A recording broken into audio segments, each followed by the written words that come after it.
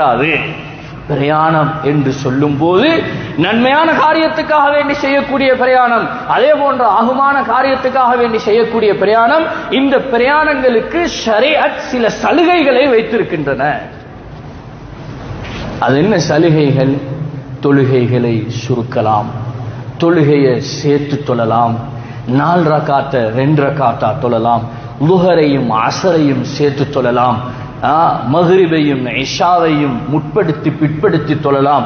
இப்படி தொழுகைக்குரிய சட்டங்கள் பிரயாணம் என்று வரும் பொழுது அதற்குரிய சில சட்டங்கள், சில சலுகைகள் இருக்கின்றன.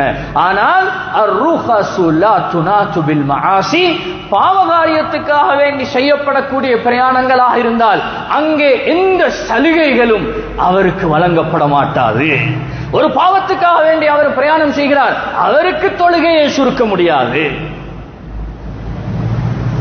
அவருக்கு தொழுகையை சேர்த்து தொழ முடியாது.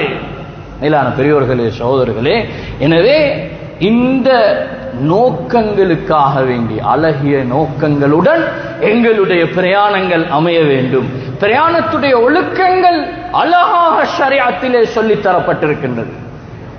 அழகான ஒழுக்கங்கள். ஒருவர் பிரயாணத்தை நாடியவுடன் அவர் 2 ரகாத்துகள் ஸலாத்து ஸஃபர் தொழ வேண்டும், 2 ரகாத்துகள் ஸலாத்துல் இஸ்திகாரா தொழ வேண்டும். பிரயாணத்துடைய தொழுகை